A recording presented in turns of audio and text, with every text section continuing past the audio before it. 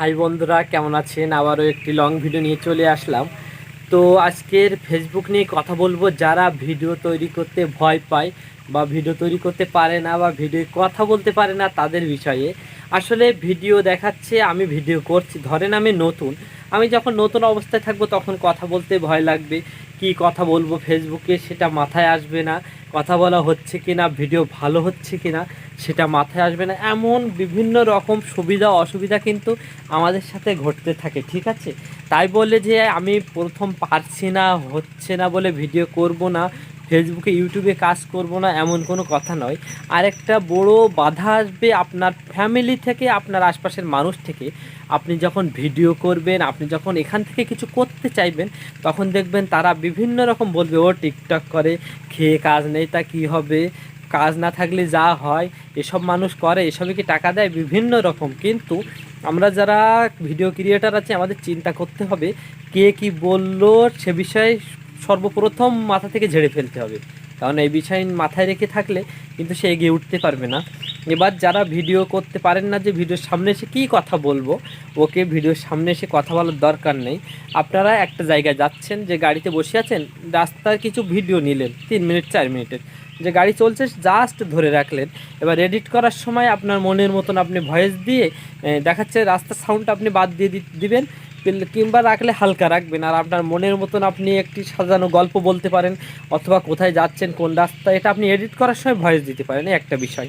এবার প্রত্যেক বাড়িতে রান্না হয় জানি, যেদিন ভালো ভালো মেনু হয় বা রান্না হচ্ছে, কি রান্না হচ্ছে সেগুলো আপনারা তুলে ধরতে পারেন, ব্লগ ভিডিও করতে পারেন।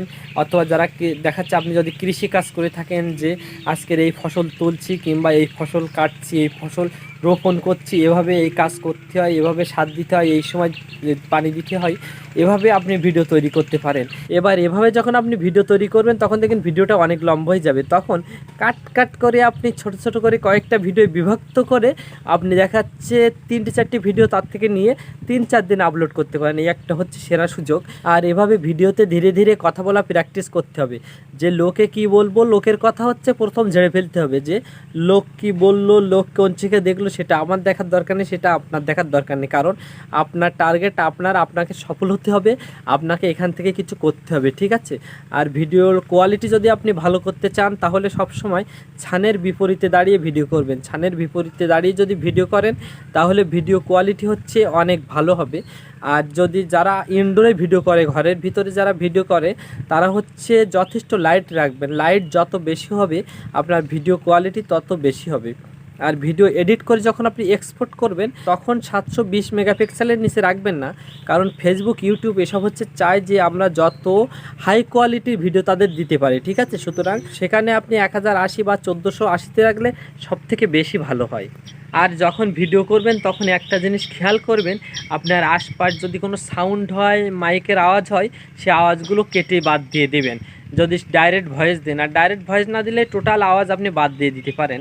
এবার দেখাচ্ছে মানুষের সামনে ভিডিও করতে লজ্জা করছে, কোনো সমস্যা নেই, আপনি নির্জন জায়গায় চলে যান, ফসলের ক্ষেতে চলে যান, সবুজের মাঝে, ফসলের মাঝে দাঁড়িয়ে ভিডিও করলে সেসব ভিডিওর ব্যাকগ্রাউন্ডও দেখতে অনেক সুন্দর লাগে, মানুষও অনেক পছন্দ করে। তো বন্ধুরা, আজকের এই পর্যন্ত, পরবর্তীতে আবার দেখা হবে। বাই বাই, ভালো থাকেন।